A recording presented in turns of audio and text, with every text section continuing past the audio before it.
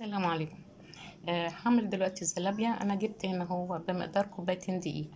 هنا كوباية دقيق هنحط عليها يعني معلقتين نشا، او لو ما عندكيش نشا انا هحط معلقتين اللي هو كريم شانتيه. ادي معلقة وادي التانية.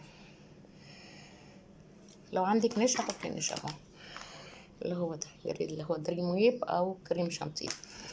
وهتحط كمان ذرة ملح، يعني ربع معلقة ملح، ده على المقدار ده.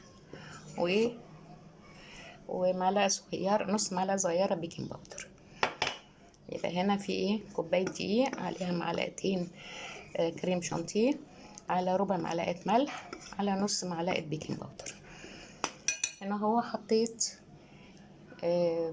معلقة خميرة اللي هي الباودر، وحطيت عليها معلقة سكر، وحطيت عليها معلقتين زيت، وكوباية مية، وكوباية دقيق، وقلبتهم. وده التخمير الأولاني.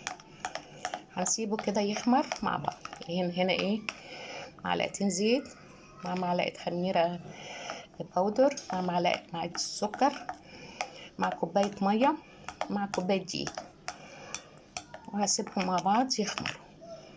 بعد ما هيخمروا هنحط المقدار ده على المقدار ده، اللي هو كوباية الدقيق التانية مع معلقتين كريم شانتيه مع معلقتين لبن باودر، يعني لو عايزة تعززيها، مع حبة ملح مع حبة بيكنج باودر.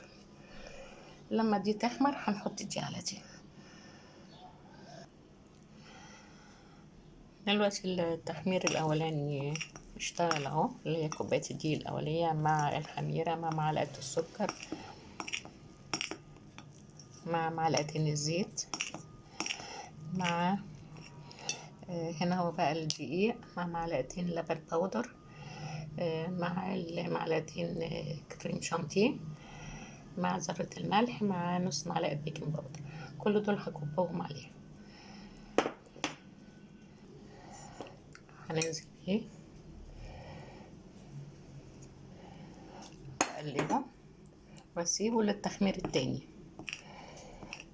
يعني ده تخمير اولاني مع الخميرة، والتخمير التاني مع البيكنج باودر واللبن الباودر وذرة الملح.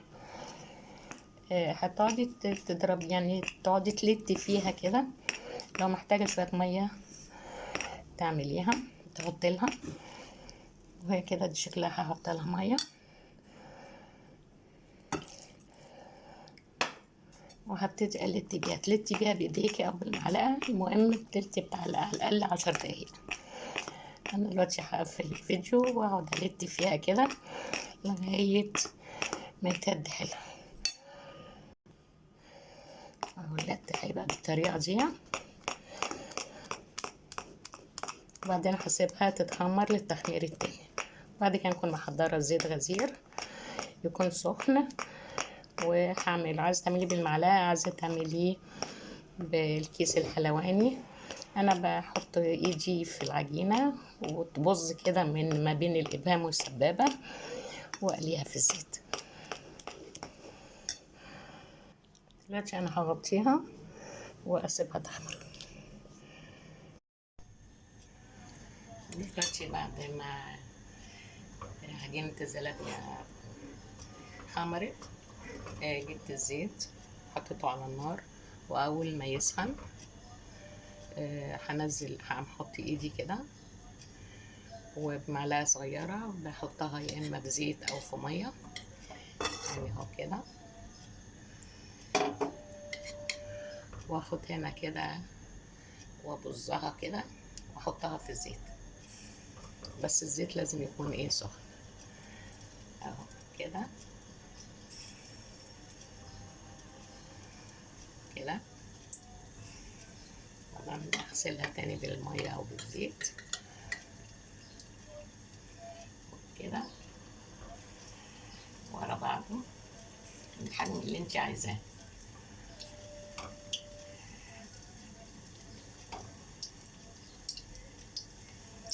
لو لقيتي الزيت يعني سخن قوي ممكن توطي عليه وبعدين بعد كده تقلبيه.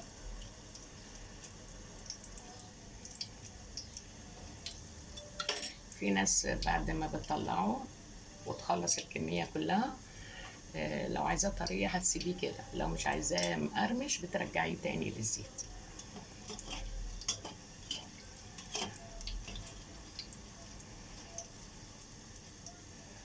كده مع التقليب.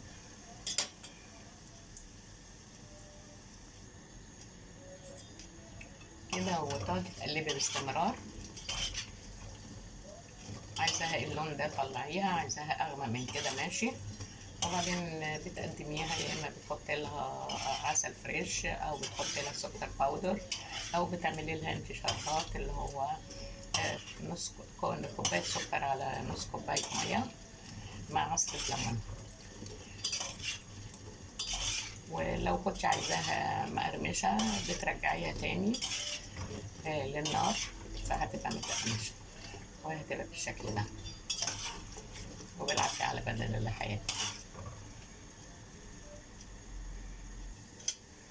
كده خلصنا لقمة القاضي أو الزلابية أو العوامة. ده هحط عليه سكر باودر،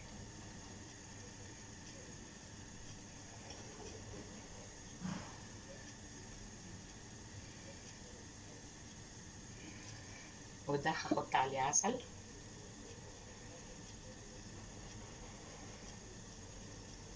وفي ناس عليها بتحط نوتيلا أو شوكولاتة سايحة. وبالعافية على بدن اللي هياكل، في رعاية الله. مع السلامة.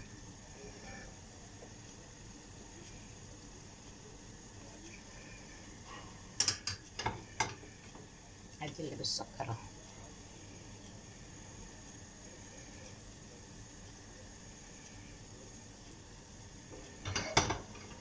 وده اللي بالعسل، في رعاية الله. مع السلامة.